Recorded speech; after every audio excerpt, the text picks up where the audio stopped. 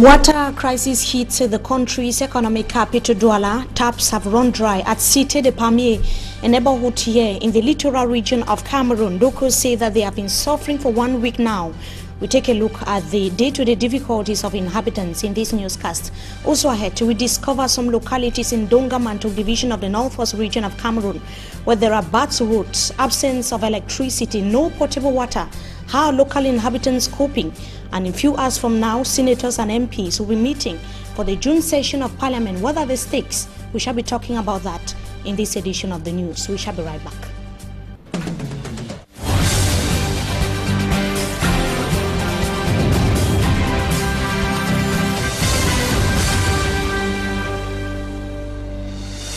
Good evening to you, ladies and gentlemen. We thank you for joining us in this edition of the Primetime Newscast on Equinox Television.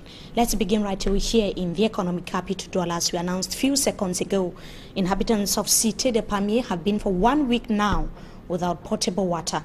They tour different corners of their neighborhood and some parts of Douala just to be able to get the precious liquid to carry out their day-to-day chores. Let us take a look at their day-to-day ordeals with EQUINOXE and Abonnez. Their homes have no drop of water. There is no water at home to drink, wash clothes, and to mop the floor. I tour places in search of water. Residents of Cité de Palmiers live for several days now without the precious liquid. It is a recurrent situation which remote controls the residents' livelihood. We get up at 4 p.m. to search for water. It is difficult getting the water because many people also get up at that time to fetch the precious liquid. We are compelled to queue up in a long line before fetching. Men, women, children and toddlers cross the roads with empty containers to have them filled with water, irrespective of the source. Furious inhabitants blame the water production and distribution company for depriving them of water under the pretext of maintenance works being executed without prior notification. Le problème c'est qu'on n'a même pas été communiqué, il n'y a même pas eu de communication à ce sujet. Donc on n'a pas d'eau depuis on ne sait pas pourquoi. Cité de Palmiers is only one amongst numerous localities in Douala hit by the water syndrome. EQUINOXE and Abonnez, they're reporting now. We take you to Dongamantok division, where several villages are still without tarred roads and there is absence of electricity.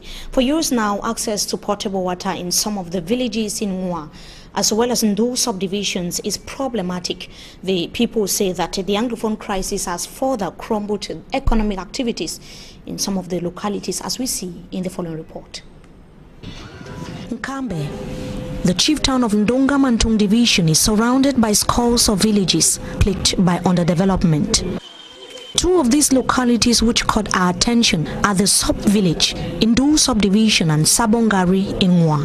In Sabongari, like in the sub-village, the roads have never been constructed. Commuters have been plying these untarred roads for decades. I am Fonge Stephen of the sub-village says that transporting goods from the farm to the market is a major challenge. We have been trying to fill the pothole on the road, but we are unable because you have the little quota you are seeing on the road that was produced by the European Union in those days. But today we don't have the means we can repay it. We are begging that the administration will look into it and help us. The Anglophone crisis, he adds, has crumbled the economy. Traders take goods to the market, but there are no buyers. When we produce food, nobody come and buy. The food remain and got spoiled because of bad road and because of this economy that is worrying us. Our market is here. We produce all type of food, but there's no way to go and sell. The sub-village and Sabongari have no electricity. The people either use bush lamps or solar energy, which can only be afforded by few. You come here, you see us. We are using bush lamp. We are using little solar system. The solar system will never be correctly connected for take cook. Access to potable water is also a problem in Sabongari. The people only rely on water from doubtful sources, and they complain that waterborne diseases are common in the area. Ndongamanto is one of the divisions in the Northwest region where the population is begging for infrastructural development and the putting in place of basic social amenities. They blame the government for abandoning the area. And Cameroonians are lacking water for household chores when they are represented at the level of the parliament, the upper and the lower houses of parliament.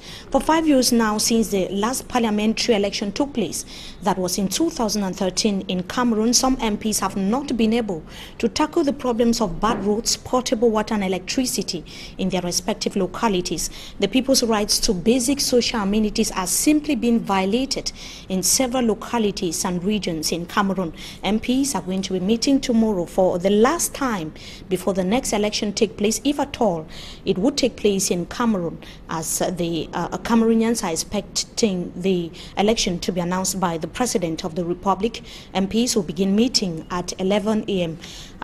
In the nation's capital, Yaoundé, for the June session of Parliament. Senators would equally be meeting in the afternoon tomorrow, starting 4 p.m. In the second part of this newscast, possibly we are going to be looking at the stakes of the June session of Parliament, which would open tomorrow in the nation's capital.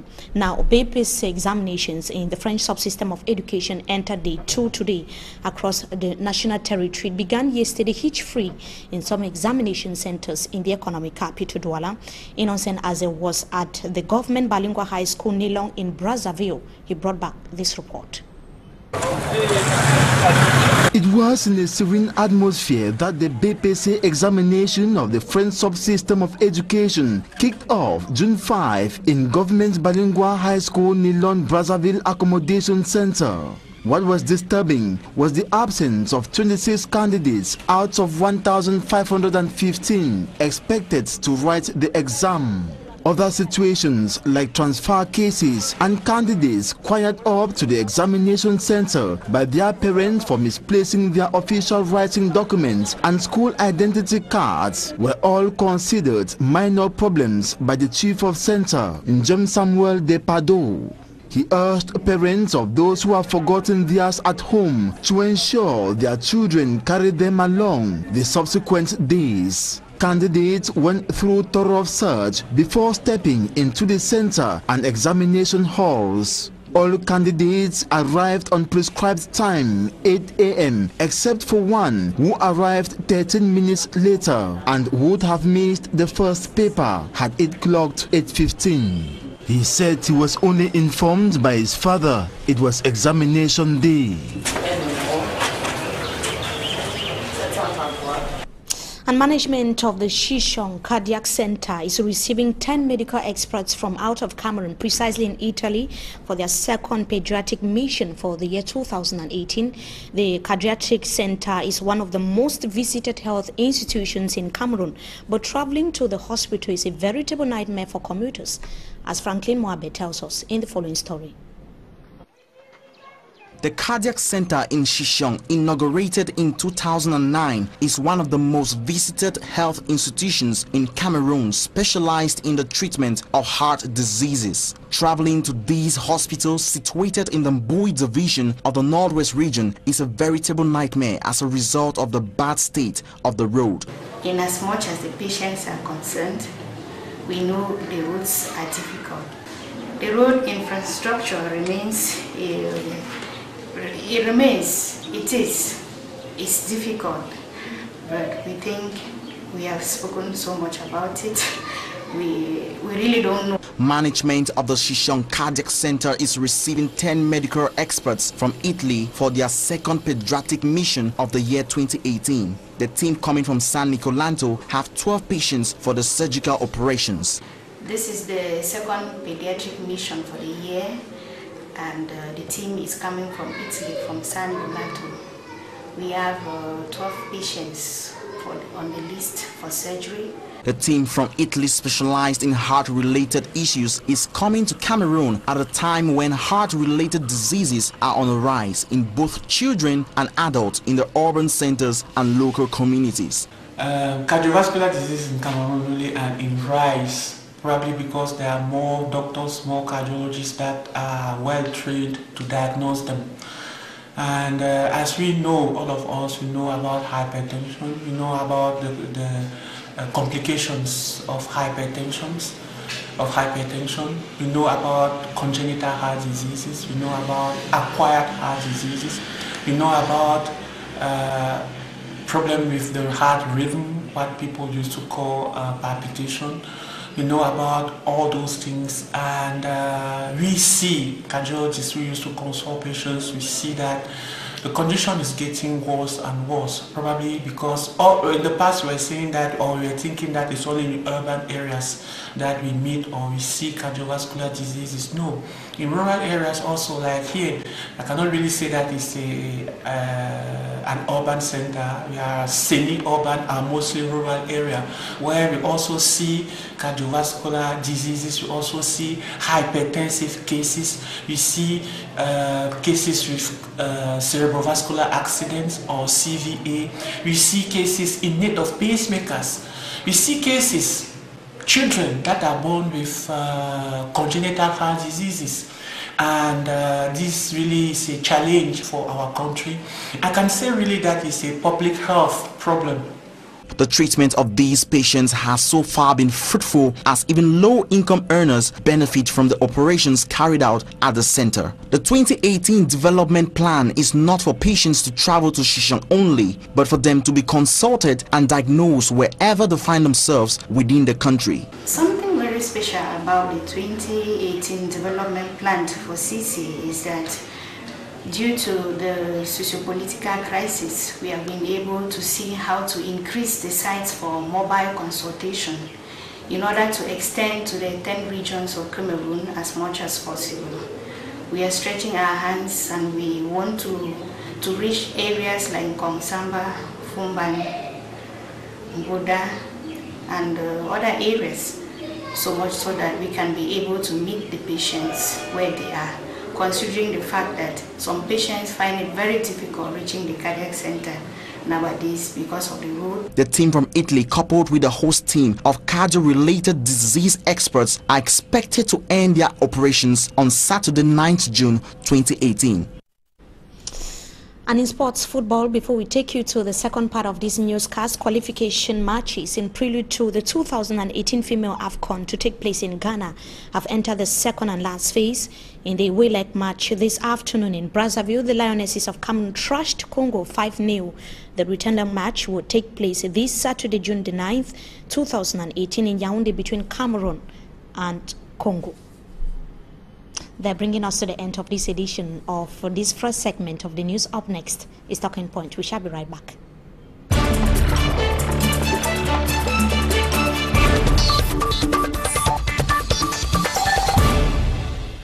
Tonight we are once again being joined by Barrister Law, Barrister TAMFU. Richard, good evening to you. Thank you so much for joining us tonight on Talking Point. Good evening, Mimefo.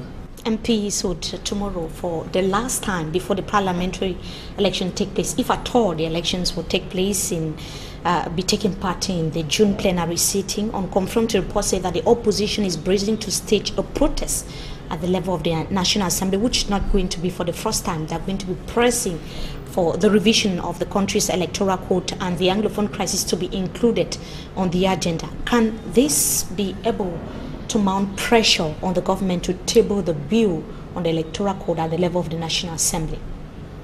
Well, you agree with me that this is not the first time that members of parliament have expressed their dissatisfaction as far as the running of the government is. So I don't think that this second stage will do anything to the government. The government has decided to give a deaf ear on all what is happening, and another demonstration maybe by the opposition, I don't think it's going to make the government to react.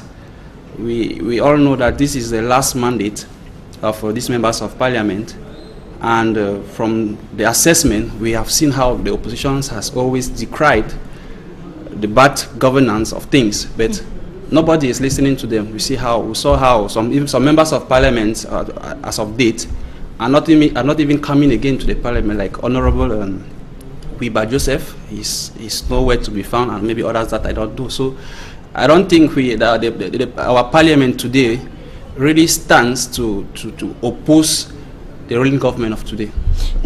This is an electoral year, and many would want to think or believe, especially observers would want to believe that even just for political interest, MPs could possibly look into the demands of the opposition.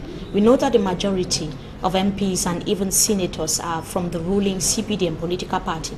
Don't you think that even just for political interest, they could reconsider revising the electoral code, looking at the electoral year that we have in the country?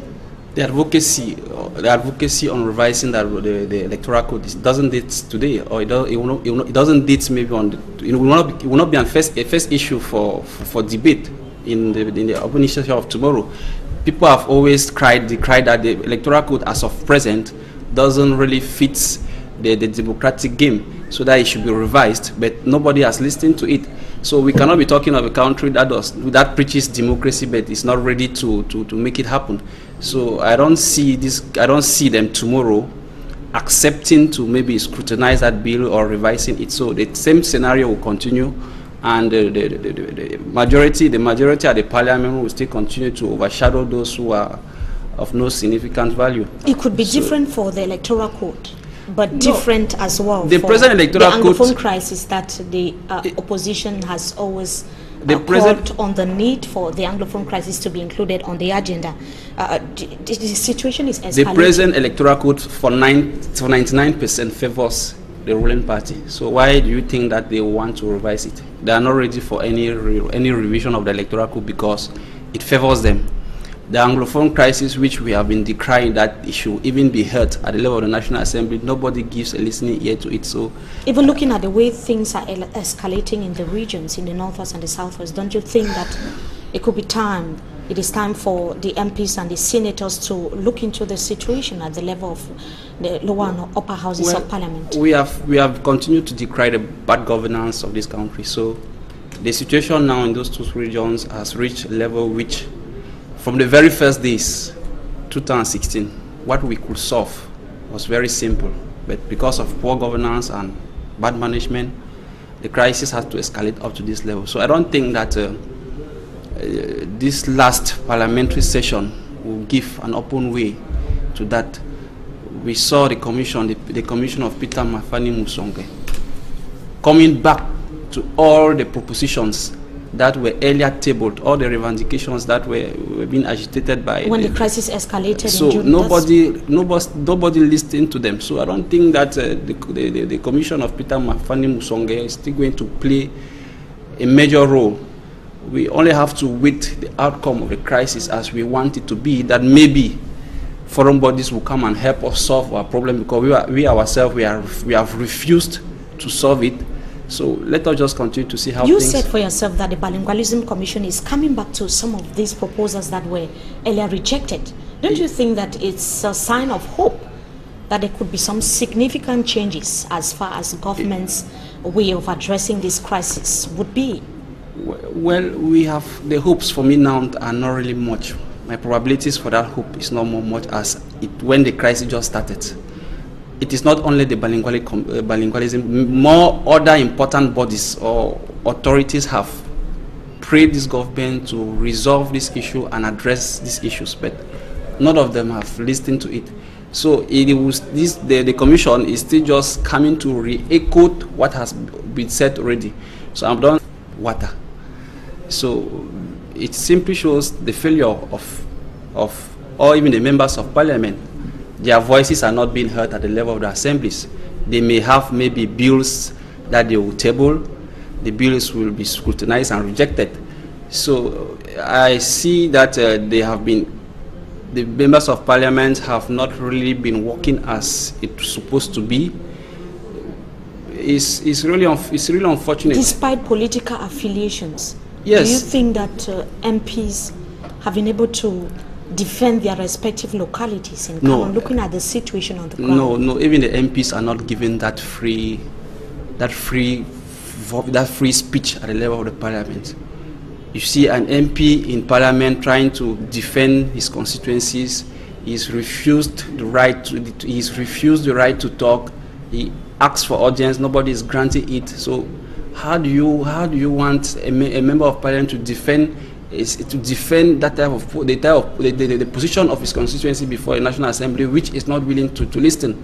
So I think members of parliament really have a very difficult task with this present regime, especially those from the opposition, because when you are from the opposition, you are considered abandoned. What about the Senate? This is a new mandate that is just kicking off.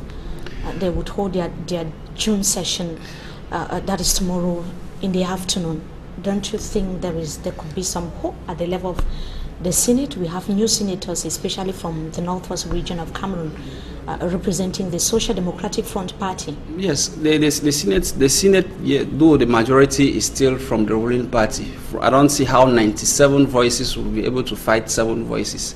Good projects or maybe good representation could be made by the various Senate, but is that bill, for example, if for example they were to bring up maybe the bill on maybe water, on how to ameliorate living conditions with respect to water, and you have 97 voices against 7 who vote maybe against, how does the bill pass? So I don't think that, anyway, the Senate is there to question the government, know how affairs have been managed, but I don't even see them having an opposition power to overrule or to try to fight with the ruling party. So it's almost an all CPDM Senate, yes, and National Assembly. That is it. Thank you so much, Mr. TAMFU Richard, for joining us tonight on Talking Point. We hope to have you some other time again. The pleasure is all mine. Thank you so much for your time. Thank you. To our viewers, it was equally our pleasure having with us in this edition of the Primetime Newscast on Equinox Television. Wishing you a blessed stay in the company of our programs. Until we meet again, goodbye.